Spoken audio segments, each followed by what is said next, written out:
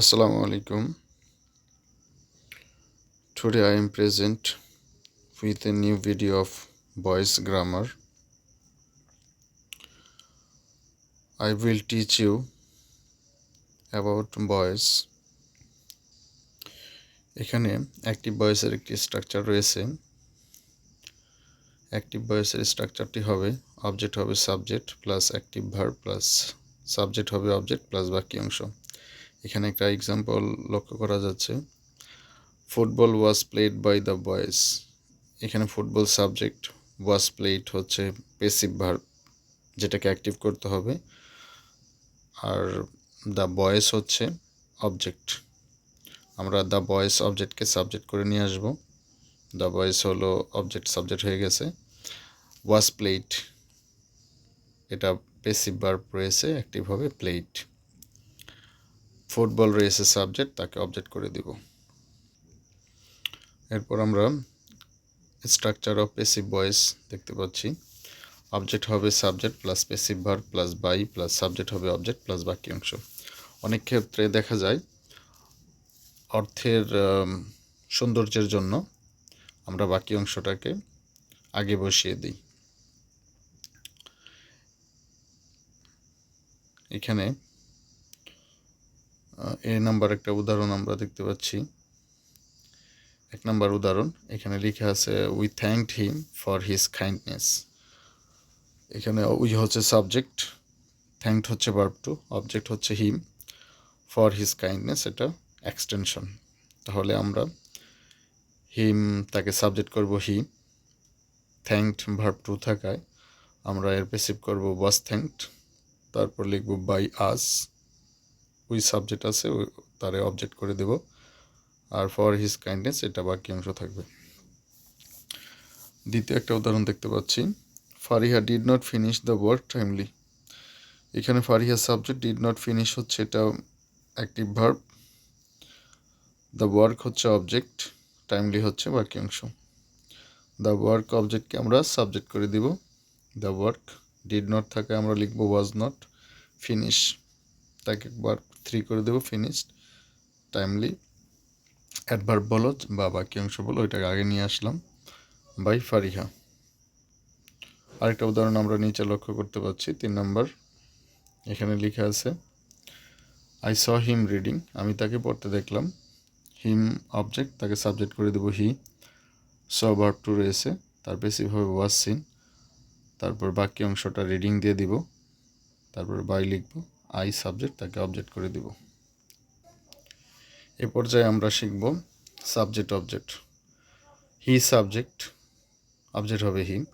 আমরা জানি প্রনাউন যেগুলো রয়েছে তার সাবজেক্ট অবজেক্ট পরিবর্তন হবে, কিন্তু যেগুলো নাউন হবে তার সাবজেক্ট যা থাকবে অবজেক্টও তাই, অবজেক্ট যা থাকবে সাবজেক্টও তাই বসবে। এখানে আমরা সাবজেক্ট অবজেক্টটা শুধু ফলো করি।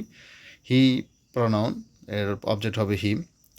তারপর রয়েছে শি, শি এর অবজেক্ট হবে হার, হারের সাবজেক্ট হবে শি।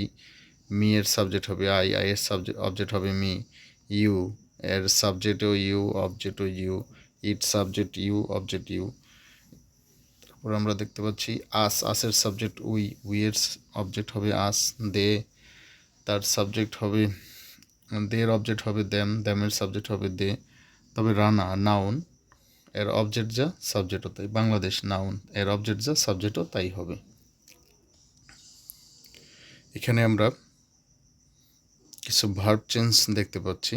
আমরা উপরের স্ট্রাকচারগুলোতে পড়েছিলাম অ্যাক্টিভ ভার্ব, প্যাসিভ ভার্ব, মানে অ্যাক্টিভ ভার্ব থাকলে তাকে প্যাসিভ করতে হবে, প্যাসিভ ভার্ব থাকলে তাকে অ্যাক্টিভ করতে হবে। আমরা জানি present indefinite tense, verb one মানেই প্রেজেন্ট ইনডিফিনিট টেন্স, তাকে প্যাসিভ করার সময় অ্যামিজার লিখতে হবে plus verb 3। Am is are plus verb 3 থাকলে অ্যাক্টিভ ভার্ব হবে ভার্ব ওয়ান, অর্থাৎ অ্যামিজার উঠে যাবে।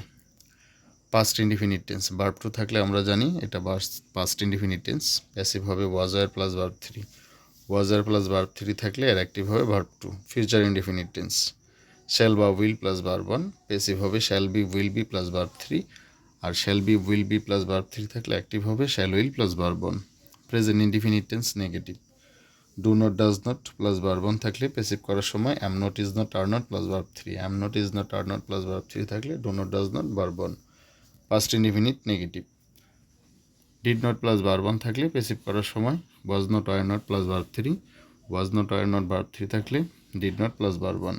Present continuous am is are plus verb 1 plus ING থাকলে প্যাসিভ করার সময় অ্যাম being, is being, are being plus verb 3, am being, is being, are being plus verb 3 থাকলে am is are plus verb 1 plus ING. অর্থাৎ আমরা এখানে শিখলাম continuous টেন্সে ING থাকে আর প্যাসিভ করার সময় আইএনজির পরিবর্তে বিং বসাতে হবে, আর বিং থাকলে অ্যাক্টিভ করার সময় আইএনজি বসাতে হবে, আর আইএনজি বসবে ভার্ব 1 এর সাথে। পাস্ট কন্টিনিউয়াস টেন্স ওয়াজ আর প্লাস ভার্ব 1 প্লাস আইএনজি, এর প্যাসিভ হবে was being, were being plus verb 3, was being, were being plus verb 3 থাকলে এর অ্যাক্টিভ হবে ওয়াজ আর plus verb 1 plus ING. Future continuous shall be, will be plus verb 1 plus ING থাকলে passive করার সময় shall be being, will be being plus verb 3, shall be being, will be being plus verb 3 থাকলে active হবে shall be, will be plus verb 1 plus ING. Present perfect have is plus verb 3, passive হবে have been, has been plus verb 3, have been, has been plus verb 3 থাকলে active হবে have is plus verb 3। Had plus verb 3 থাকলে past perfect যেটা had plus verb 3 থাকলে had been plus verb 3 হবে passive, আর had been plus verb 3 থাকলে active হবে had plus verb 3। Future perfect shall have, will have plus verb 3 থাকলে আমরা বুঝবো ফিউচার পারফেক্ট। প্যাসিভ করার সময় shall have been, will have been plus verb 3, shall have been, will have been plus verb 3 থাকলে active হবে shall have, will have plus verb 3। Modal auxiliary verb আমরা জানি can, could, may, might, shall, should, will, would, must, ought, need, dare, use to, have to, had to, ought to, এটার পরে verb 1 বসে। Receive করার সময় can be, could be, may be, might be, must be, ought to be, use to be, have to be, has to be, had to be ইত্যাদির পরে verb 3 বসবে। অর্থাৎ passive করার সময় মডেল অক্সিলারি ভার্বের সাথে আমরা বি বসায়া তারপরে ভার্ব 3 করব, আর অ্যাক্টিভ করার সময় বি উঠে গিয়ে ভার্ব 3টা ভার্ব 1 হয়ে যাবে। শিক্ষার্থী বন্ধুগণ, আমরা এতক্ষণ অ্যাক্টিভ ভার্ব থেকে প্যাসিভ ভার্ব, প্যাসিভ ভার্ব থেকে অ্যাক্টিভ ভার্ব শিখলাম। অর্থাৎ অনেক ক্ষেত্রে অনেকে শিখিয়ে থাকেন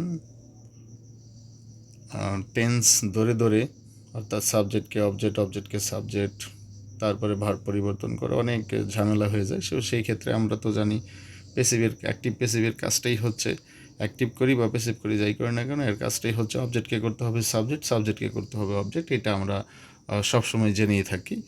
তো সেই ক্ষেত্রে এইখানে প্রথম যে কাজটা হবে সেটা হচ্ছে ভার্বের পরিবর্তন। ভার্বের পরিবর্তনটা আমরা যদি সহজে বুঝতে পারি তাহলে ভয়েসটাকে আমরা সহজে সম্পূর্ণ কমপ্লিট করতে পারবো। এর জন্য শিক্ষার্থীগণ আমার যেই ভার্বের শর্ট ফর্মগুলো রয়েছে এই ফর্মগুলো আমি টেন্স অনুযায়ী শেখানোর চেষ্টা করেছি। তোমরা এটা সহজে শিখে নিতে পারো এবং চাইলে খাতায় তুলে নিয়ে সহজে বুঝতে পারো। Thanks for watching my video and getting for another useful video on grammar. Stay with my YouTube channel PSP English Zone and and stay with my Facebook page PSP English Zone. Thanks a lot. Assalamu alaikum.